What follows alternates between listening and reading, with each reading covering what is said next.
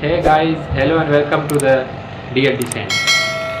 असां अॼु पढ़ंदासीं फ़ैल जेको इंग्लिश में जंहिंखे वर्ब चयो वेंदो। त फ़ैल छा हुयो सिंधी में? त फ़ैल जी माना आहे कमु, अहिड़ा लफ़्ज़ जेके कमु करे ॾेखारीनि या हुअण जी माना ज़ाहिर कनि त उनखे पाण चवंदासीं। त फ़ैल जेकॾहिं न हुजे कंहिं जुमिले जे अंदरि त सम्झो जुमिलो अधूरो आहे। छो त जेको पाण इंग्लिश में पढ़ी आया आहियूं त सब्जेक्ट प्लस वर्ब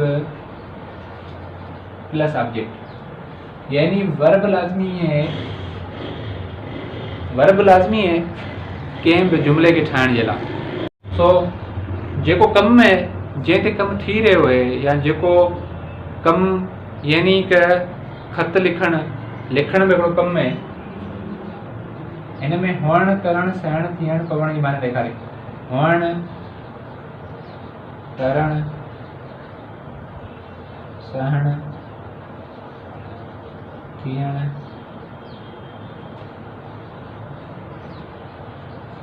पवण। हुअण में छा आहे? आहे, आहिनि वग़ैरह। करण में छा आहे? कयो, कंदो वग़ैरह।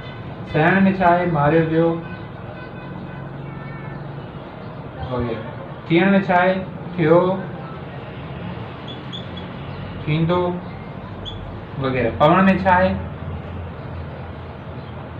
पयो, पवंदो वग़ैरह। इन तरीक़े सां जेको कमु ॾेखारीनि त उनखे पाण चवंदासीं ही वर्ब आहे।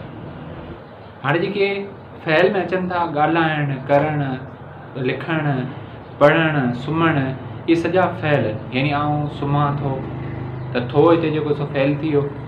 थो, था, थियनि, थींदो। ऐं जेकॾहिं पवण जे हिसाब सां पाण अचो त पयो, पवंदो, या ॿिया बि जेके जुमिला। मिसाल वठूं था, आउं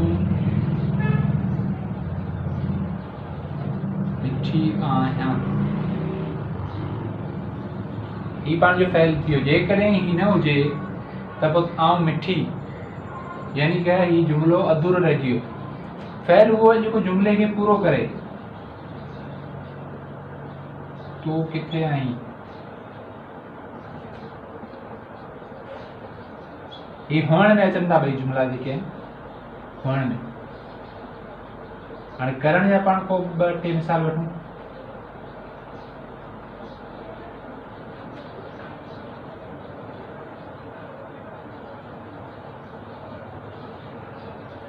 मूं ख़त लिखियो, जंहिं ते लिखण ते कमु थियो आहे।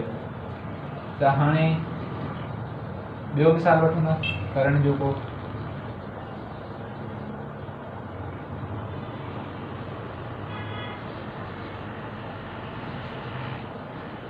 हिन मोटर हलाई